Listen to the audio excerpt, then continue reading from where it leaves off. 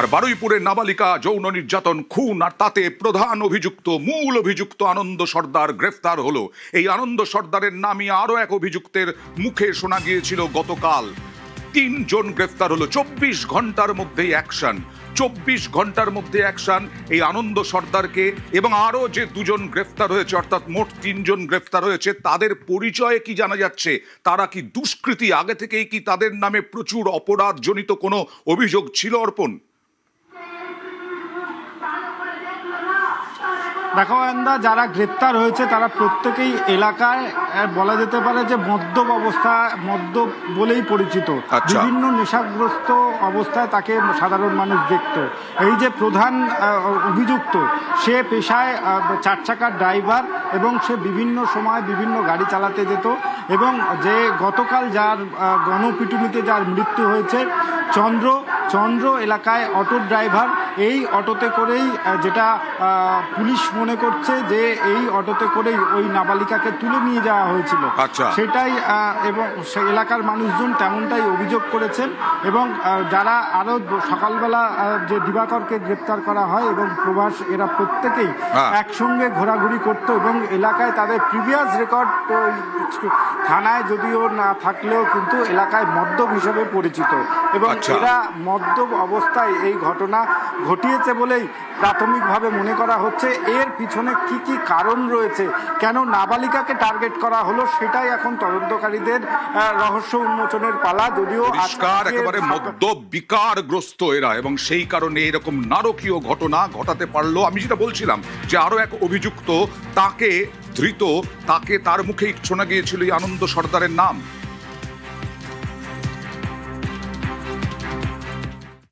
কজন মেরেছে? কজন মিলে? 4 জন ছিল। আমাকে ভয় দিয়ে গেছে, ও টুটু গোলারও পাতুলে মেরেছে। কে পাতুলেছে কে? ওই আনন্দ করে ছেলে একটা, আমার সাথে ধরে বন্ধু আছে। কি বলেছে ওরা? কি বলেছে? ওরা নিয়ে চলে গেছে আমার থেকে। কখন অপহরণ করেছে? কত রাতে? ওই তখন বাজে প্রায় 9টা, প্রায় 10:30 এরকম হবে। ওরা কজন ছিল? যারা 4 জন ছিল। ওরা কি বললো? যে আমার ভয় দিয়ে গেছে, বলে তোর মেরে দেবো। কেন? ওই আমি দেখে ফেলেছি তো। ওরা তো 50,000 টাকা চেয়েছে। কার কাছ থেকে? ওই মেয়েটা রেখে দিয়ে টাকা নেবে কিছু, মানে আটকে রেখে দিয়ে। হ্যাঁ, মুক্তিপণ। হ্যাঁ, ওই পুরো প্ল্যান খাটানো ছিল। কে ছিল? মানে আনন্দ আছে, আর আনন্দ দুটো বন্ধু আছে। রাতে মেয়েটাকে ধরলো কোত্থেকে ওরা? ওই রাস্তা থেকে নিয়ে গেছে। মানে মেয়েটা একলা ছিল? একলা ছিল। কজন ছিল অভিযুক্তরা? 4 জন ছিল। আনন্দ খুন করেছে? হ্যাঁ, আনন্দ কি করেছে? ও টুটুরে পাঁচলে দিয়েছে। দিয়ে পুকুরে ফেলে দিয়েছে।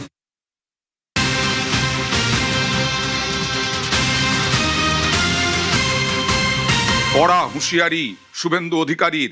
তিনি বারুইপুর যাচ্ছেন আগামীকাল। মুখ্যমন্ত্রী বারুইপুর যাচ্ছেন আগামীকাল। বারুইপুরে যৌন নির্যাতন, খুন, নিহত নাবালিকার পরিবারের সঙ্গে দেখা করবেন। এর আগেই নিহত নাবালিকার পরিবারের সঙ্গে কথাও হয়েছে। এবার সরাসরি তিনি যাচ্ছেন পরিবারের কাছে। जो इंसिडेंट हुआ उसमें 0 टॉलरेंस, और गार्डियन के साथ शायद मेरा काल मुलाकात भी हो जाएगा। वो जो बोलेगा करूंगा। जो पॉलिटिकल पार्टी वहाँ का है उसका भी कुछ सुझाव है तो मैं काल सुन लूंगा। बड़ा एक्शन होगा। मैं काल खुद जा रहा हूँ बारुईपुर सुपर का ऑफिस में।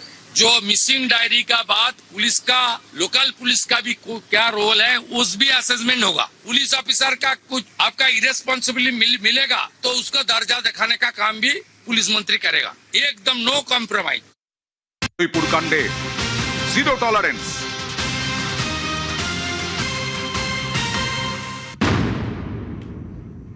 হুঁশিয়ারি শুভেন্দু অধিকারীর। বারুইপুর কাণ্ডে 0 টলারেন্স। পরিবারের সঙ্গে কাল হয়তো দেখা হবে, পরিবার যা বলবে তাই হবে, তবে বড় অ্যাকশন হবে এটাও বলেছেন। এবং তার সঙ্গে সঙ্গে বলেছেন দোষীদের সর্বোচ্চ শাস্তি হবে।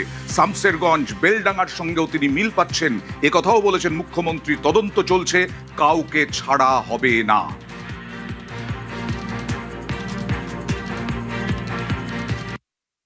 ওনার বাবা বিচার চেয়েছেন। জঘন্যতম ঘটনা, সিট গঠন হয়েছে। পরিবারের পক্ষ থেকে 4 জনের বিরুদ্ধে অভিযোগ দেওয়া হয়েছিল।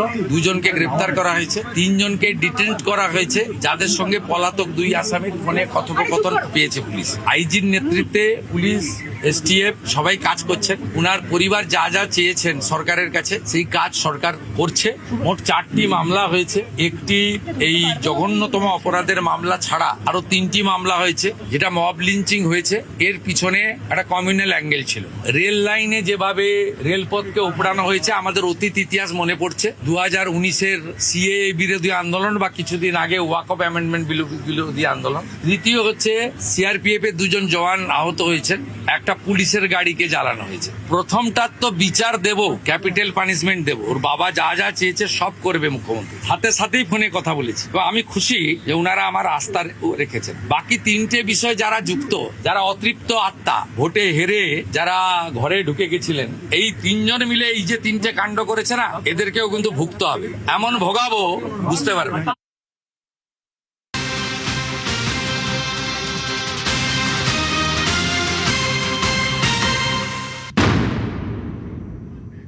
বদলের বাংলায় আর এক বদল। কি বদল, কেন বলা হচ্ছে?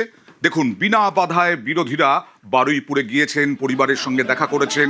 প্রথমে গিয়েছিলেন সিপিআইএম এর পক্ষ থেকে সুজন চক্রবর্তীরা, এবার দোলা সেন, প্রতিমা মণ্ডল, বিমান বন্দ্যোপাধ্যায় তারাও গেলেন। বিনা বাধাতেই গেলেন। বারুইপুরে যেতে কোনো রাজনৈতিক দলকে বাধা নয়। এর আগে যাওয়ার আগে মুখ্যমন্ত্রী শুভেন্দু অধিকারী ঘোষণাই করেছিলেন কাউকে বাধা দেওয়া হবে না, বরং ভিড়ভাট্টা করবেন না। जो पॉलिटिकल पार्टी वहाँ का है उसका भी कुछ सुझाव है तो मैं सुन लूंगा। लोकल एमपी एमएलए का कुछ बात है भी वो बोलिए, सबको जाने का इजाजत देगा है। भीड़ भाड़ मत कीजिए, जाइए बात कीजिए, सब खुला है, कोई ब्लॉकेट नहीं है। सरकार का सामने पूरा क्रिस्टल क्लियर है। বদলের আগে কি হতো এই বাংলায়, বদলের পর আর এক বদল কেন বলা হচ্ছে? রওনকের কাছে যাব। রওনক বারবার বিরোধী দলনেতা তৎকালীন শুভেন্দু অধিকারী বারবার অভিযোগ করতেন যে তাকে কোথাও যেতেই দেওয়া হয় না, বারবার হাইকোর্টে যেতে হয়। মুখ্যমন্ত্রী হওয়ার পরেও তিনি অভিযোগ করেছেন। কি হতো?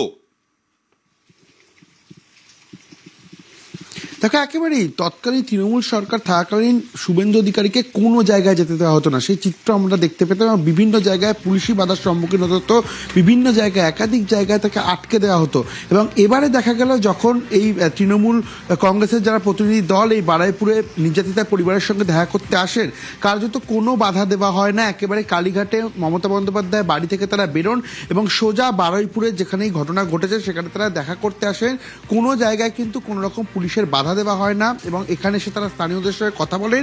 অন্যদিকে যে নির্যাতিতার পরিবারের যারা সদস্য তাদের সঙ্গেও কার্যত তারা কথা বলেন এবং সেখান থেকে বেরিয়ে যায়।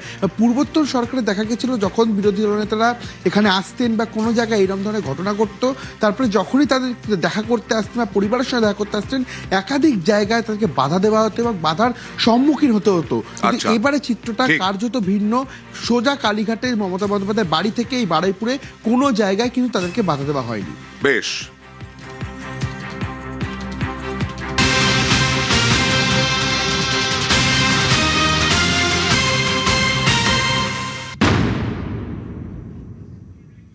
বিনা বাধায় শুধু গেলেন বিরোধী দলের প্রতিনিধিরা, তাই নয়, বিনা বাধায় বিক্ষোভও। এই যে দেখুন, থানার সামনে বিক্ষোভ, বারুইপুর থানার সামনে বামেদের বিক্ষোভ, বামেরা বিক্ষোভ দেখাচ্ছে। এদিকে কিন্তু 24 ঘন্টার মধ্যেই অ্যাকশন হয়ে গেছে। 3 জন গ্রেফতার হয়েছে, মূল অভিযুক্ত সহ 3 জন গ্রেফতার হয়েছে এবং মুখ্যমন্ত্রী হুঁশিয়ারি দিয়েছেন ক্যাপিটাল পানিশমেন্ট হবে। তারপরেও এখন আবার বামেরা বিক্ষোভ দেখাচ্ছে। বামেদের বিক্ষোভ দেখুন, এই মুহূর্তে ব্যারিকেড রয়েছে থানার সামনে, বামেরা বিক্ষোভ দেখাচ্ছে। দেখুন সেই ছবি। জবাব চাই। এখন অব্দি অপরাধীরা শাস্তি পেল না কেন? জবাব তোমায় দিতেই হবে।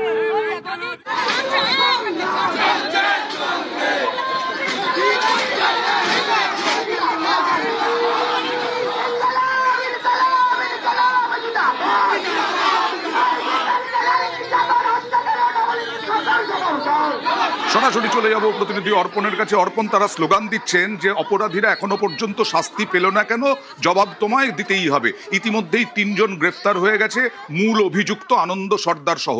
তারপরে কেন এই বিক্ষোভ, তারা কি বলছেন?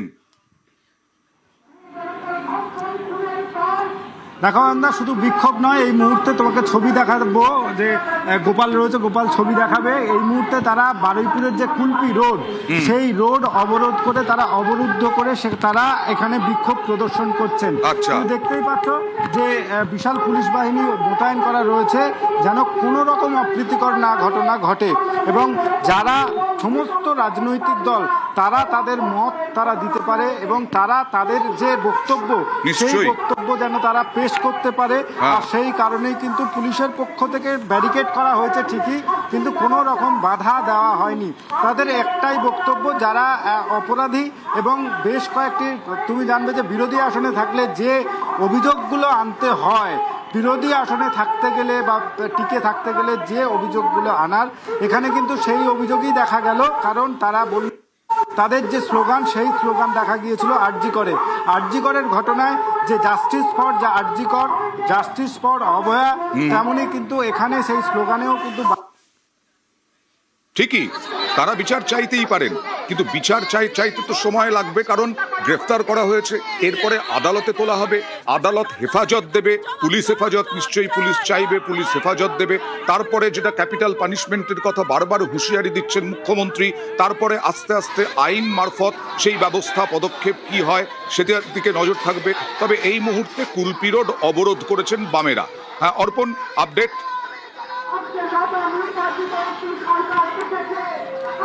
একদম আমরা এই মুহূর্তে কুলপি রোড অবরোধ এবং পুলিশের পক্ষ থেকে বারুইপুর থানার প্রবেশদ্বারের যে ব্যারিকেড, সেই ব্যারিকেড করা হয়েছে এবং তারা তাদের স্লোগান রাখছেন। তাদের যে মূল বক্তব্য, এই ঘটনার সময় গ্রামবাসীরা একজনকে পুলিশের হাতে তুলে দেয় এবং সেখান থেকে একজন পুলিশের হাত থেকে বেরিয়ে যায়, কিন্তু ঘটনা কি ঘটেছিল সেটাও জানতে হবে।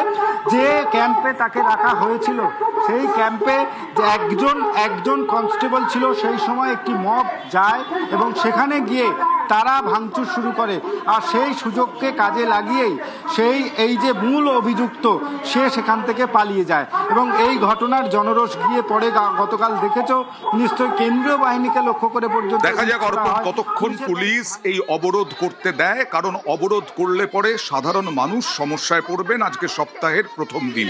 এবার আসবো রত্না দেবনাথ, আরজি করের নিহত তরুণী চিকিৎসক, তার মা রত্না দেবনাথ, যিনি এখন বিধায়ক।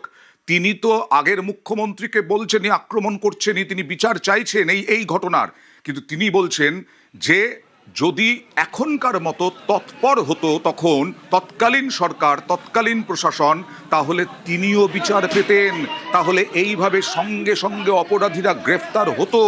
দেখুন,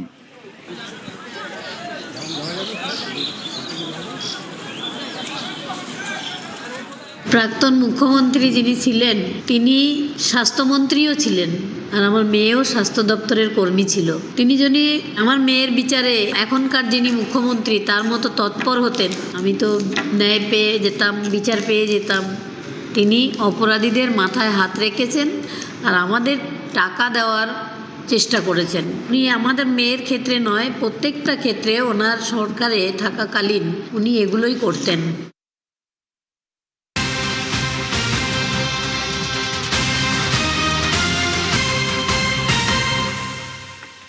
আর খুন, নির্যাতন, যৌন নির্যাতন, খুনের পরে ময়না তদন্ত, সেই ময়না তদন্তে যৌন নির্যাতন পাওয়া গেছে, যৌন নির্যাতন রয়েছে ময়না তদন্তের তথ্যে। আর এই কালকে যে ঘটনা ঘটেছে, সেই ঘটনা সবাই ধিক্কার জানাচ্ছেন, তার মধ্যে যৌন নির্যাতন প্রাথমিক রিপোর্টে। আর কি কি আছে কথা বলবো প্রতিনিধি অভিজিতের সঙ্গে। অভিজিৎ। অয়ন, নাবালিকার দেহে একাধিক ক্ষতচিহ্ন রয়েছে, মাথায় আঘাত করা হয়েছিল এবং তারপরে জলে ফেলে দেওয়া হয়েছে, এমনটাই জানা যাচ্ছে। এবং পোস্টমর্টেম যারা করেছেন, সেই ফরেন্সিক বিশেষজ্ঞরা যারা জানাচ্ছেন, পাকস্থলিত জল পাওয়া গেছে, যৌনাঙ্গে ক্ষতচিহ্ন পাওয়া গেছে এবং চিকিৎসকদের অনুমান তার যৌনাঙ্গে বলপূর্বক নির্যাতন করা হয়েছে।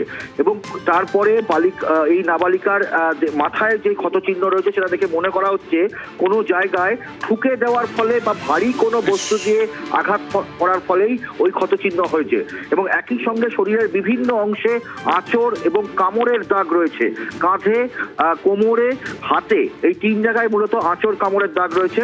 এবং আঘাতের পর, মাথায় আঘাতের পর পুকুরে ফেলার সময়ও নাবালিকা বেঁচে ছিল এমনটাই মনে করা হচ্ছে, কারণ ওই নাবালিকার পাকস্থলী থেকে অতিরিক্ত পরিমাণে জল পাওয়া গেছে এবং চিকিৎসকদের বক্তব্য যে মাথার ক্ষত থেকে অতিরিক্ত রক্তক্ষরণ এবং জলে ডুবেই শেষ পর্যন্ত এই নাবালিকার মৃত্যু হয়েছে, এমনটাই পোস্টমর্টেম বা ময়নাতদন্তের প্রাথমিক রিপোর্টে উঠে এসেছে। কি যন্ত্রণা, কি কষ্ট দেওয়া হয়েছে এই নাবালিকাকে, কি যন্ত্রণা নিয়ে, কি কষ্ট নিয়ে মারা গেছে এই নাবালিকা, ভাবা যায়?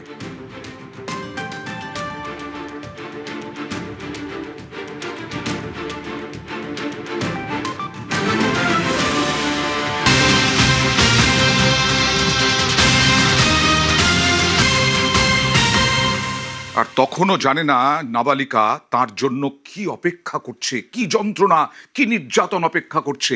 এই দেখুন সিসি ক্যামেরার ছবি, তাকে নিয়ে যাচ্ছে এক দুষ্কৃতী, নারকীয় ঘটনা ঘটাবের পরে এই নাবালিকার সঙ্গে।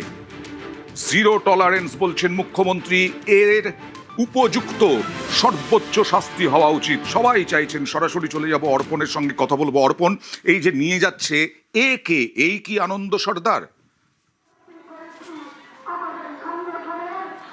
না, এই যে ব্যক্তি, এই ব্যক্তি হচ্ছে এলাকার পরিচিত, তার এলাকারই বাসিন্দা তাপস।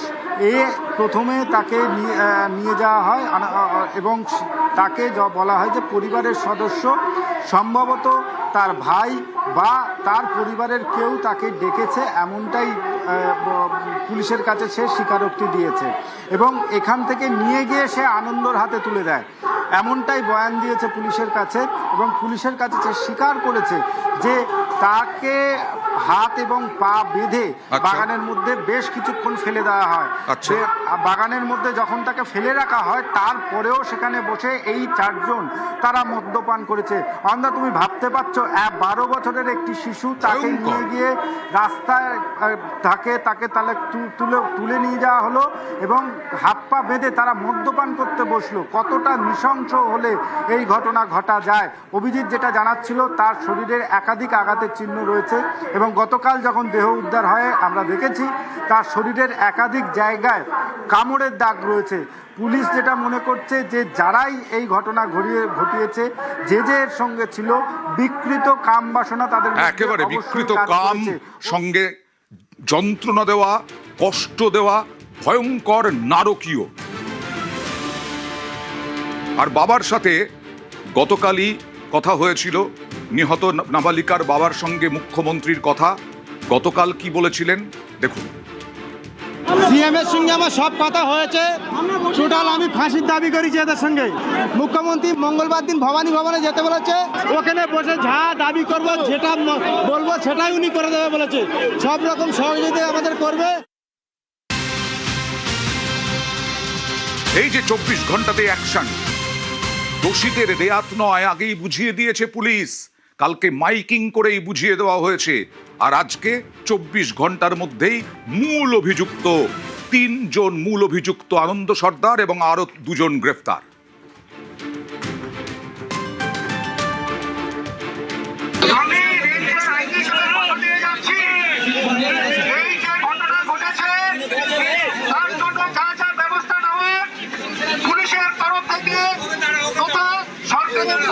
সবকিছু না হবে, একটু আগে মাননীয় মুখ্যমন্ত্রী ফোন করেছিলেন, মেয়েটির বাবা নাসির বাবুর সঙ্গে কথা হয়েছে।